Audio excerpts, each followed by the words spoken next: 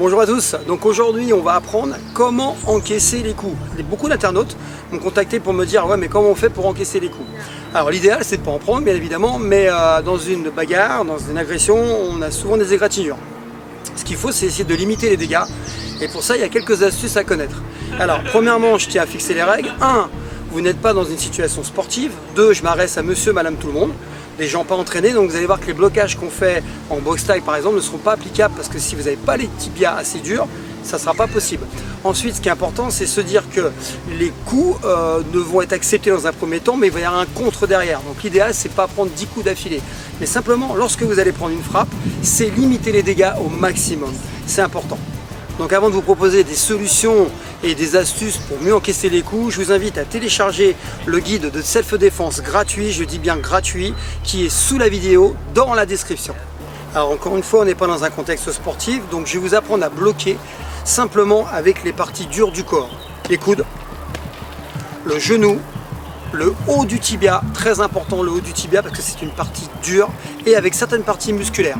L'avantage qu'on a souvent, à moins que vous soyez dans un pays vraiment très chaud, on a des vêtements et ça va amortir. Alors c'est un avantage parce que ça amortit, c'est un inconvénient parce qu'on peut être gêné. Donc il faut en tenir compte. Encore une fois, on est en tenue civile, on n'est pas échauffé dans une salle de sport. Donc je vais vous donner des astuces très simples à mettre en application. Deuxième règle, bougez, ne soyez pas statique, sinon vous êtes comme un sac, il va avoir pleine puissance. D'ailleurs vous regardez en combat, souvent les gens quand ils tapent au sac, ils frappent très fort, dès que c'est en mouvement sur un ring ou en sparring à la salle, ils frappent moins fort, oui, parce qu'on est en mouvement. Donc soyez en mouvement, ne soyez pas comme un sac. Ensuite, conseil important, soyez relâché. On a constaté que quand on prend un coup sur une partie relâchée, on absorbe beaucoup mieux le coup.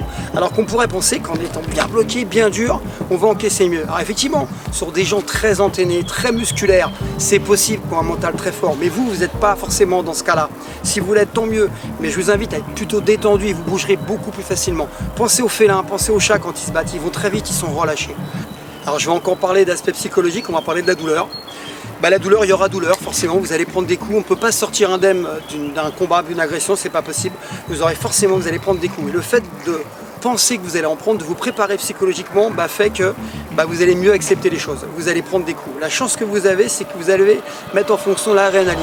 Cette espèce d'anesthésiant, d'accord, qui va vous permettre de mieux encaisser les coups. Alors ceux qui se battent le savent, on ne sent pratiquement pas les coups le jour J, on les sent le lendemain. D'accord, donc ça c'est important. Et ensuite la chose très importante c'est avoir une attitude de dominant, être déterminé. C'est quand vous allez prendre des coups, au lieu de reculer et prendre une série de coups, il va falloir avancer, contrer.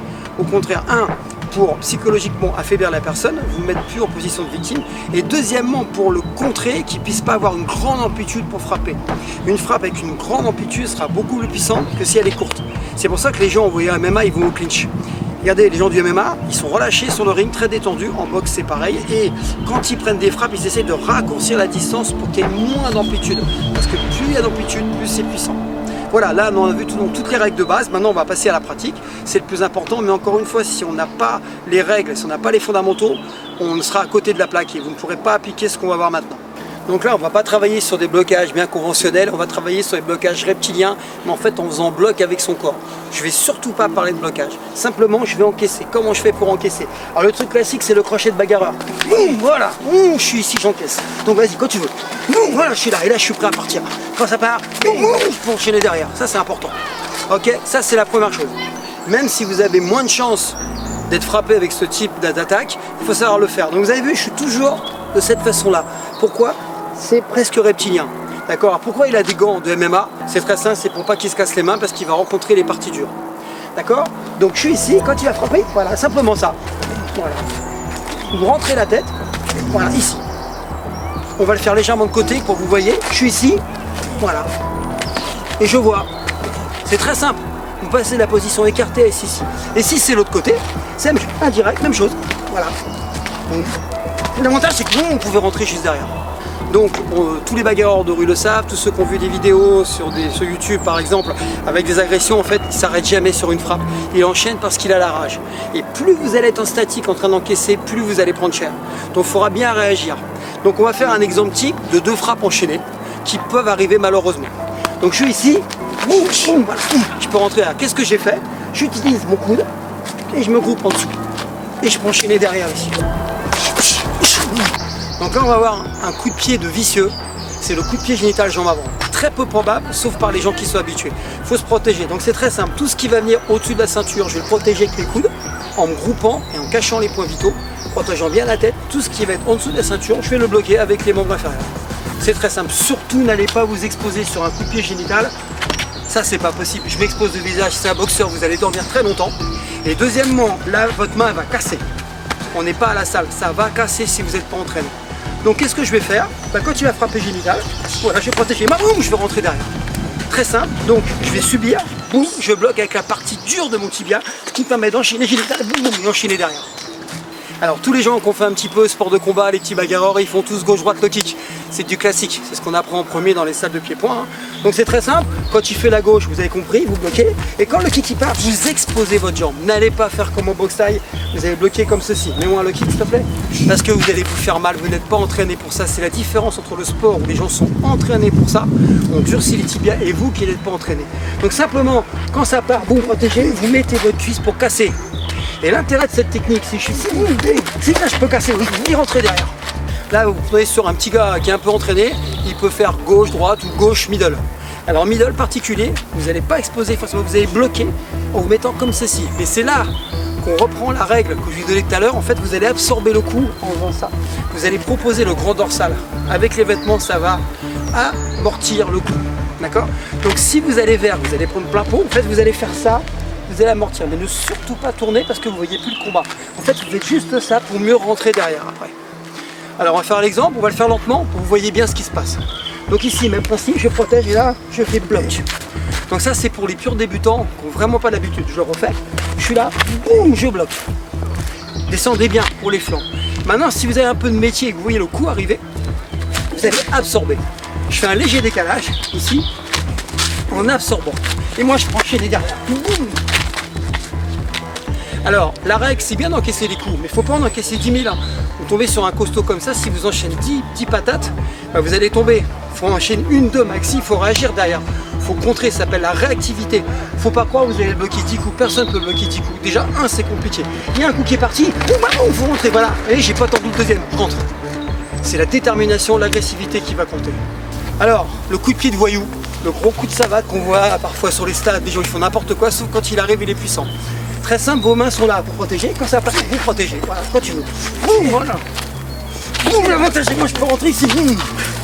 Tout de suite, contre-action. Qu'est-ce qu'il y a? Arrête de jouer au con. J'ai déjà dit, c'est prévu. Donc là, on n'a rien préparé, c'était fait exprès. Vous avez vu, c'est un peu brouillon. Et ça se passe comme ça dans la rue. C'est la différence entre ce qu'on fait à la salle et ce qu'on fait dans la rue. Par contre, ce qui est intéressant, c'est que je me suis protégé. J'ai rien senti. Lui, il s'est fait mal, n'est-ce pas? Exactement. Voilà, il s'est fait mal et pourtant il est costaud. Simplement parce qu'il a rencontré une surface dure. J'aurais été à sa place, ça aurait été pareil. C'est ça qui est important. On n'est pas dans le sport là. Par contre, qu'est-ce qui s'est passé? Faut pas rêver. Si vous restez collé au mur et vous subissez des coups sans arrêt, vous allez prendre cher. Faut en prendre un maximum. Vous êtes là, voilà. Et vous sortez de l'axe. Alors comment on sort? C'est très simple. Si vous avez les jambes serrées et qui me frappent, vous n'avez aucun appui. Ce qu'il faut, c'est descendre sous les appuis. Il faut descendre. Voilà, boum, boum, boum, voilà, je descends. Et à un moment donné, je sors. Comment je sors? C'est très simple. C'est le principe du triangle en punch jack. Regardez bien. Je sors de l'axe. D'accord? Je contrôle. Je pousse. Je refais. Là, si c'est une cible, je suis un sac. Là, tous les points d'ISO sont au milieu. Qu'est-ce que je fais? Je sors. Bien sûr, quand je sors, je frappe normalement. Là, je le fais pas. Là, c'est pour l'exercice. Ça, je prends une frappe, je sors. Ici. Et une fois que je suis dans le dos, on a le droit de se permettre. On n'est pas en sport. Là, je le frappe dans le dos. J'hésite pas et je me sauve. Ah bah ouais, mais moi, en fait, je fais mal. Plus le mec qui va mettre de l'énergie, plus il va se faire tout ça. Rien, je vais pas vers toi. Juste tu fais ça? Oh, c'est non. Ah, mais je sais. C'est impressionnant. Vous savez bien qu'ils le disent. En fait, c'est là. Et ça serait bien qu'ils disent un truc JP là-dessus. Ah bah, je suis en train de. Je dis, vous voyez, on. refais une autre, juste une technique, tu l'enchaînes en low kick derrière aussi. Désolé JP. Donc encore une vidéo de terminée, j'espère que ça vous a plu. Encore une fois, mon intérêt, c'est vous donner des outils pour vous aider. C'est pas faire de vous des experts en arts martiaux sport de combat. D'ailleurs, je m'adresse pas du tout à eux dans cette vidéo. S'ils veulent prendre, ils prennent, hein, ils sont les bienvenus. Encore une fois, c'est des choses que j'ai synthétisées avec tout ce que j'ai vu, avec mon expérience aussi quand j'étais videur. C'est qu'en fait, les choses les plus simples sont les jeux qui fonctionnent. Donc c'est plus des outils, des astuces qui marchent. Donc si vous voulez aller beaucoup plus loin, et je vous le conseille parce qu'en fait, c'est en voyant plus de chances possibles qu'en fait, on capitalise des techniques, on prend de l'assurance. C'est la connaissance qui donne de l'assurance. d'accord? Et encore une fois, c'est l'inconnu qui fait peur. Donc là, vous avez des solutions qui pourraient être d'autres, il y en a beaucoup d'autres, et je vous invite à aller voir d'autres vidéos d'ailleurs. Donc je vous invite à télécharger le guide de self-défense qui est gratuit. Je tiens à le dire, on me dit souvent c'est payant. Non, non, c'est gratuit puisque c'est pour tout le monde. Ok, qui est gratuit, qui est sous la vidéo, dans la description. N'hésitez pas à aller voir, vous lisez, vous regardez, je suis sûr que ça va vous intéresser. En tout cas, je vous dis à bientôt, c'est un grand plaisir pour moi de partager mes connaissances et on va se retrouver bientôt pour une belle vidéo car j'ai encore une idée derrière la tête.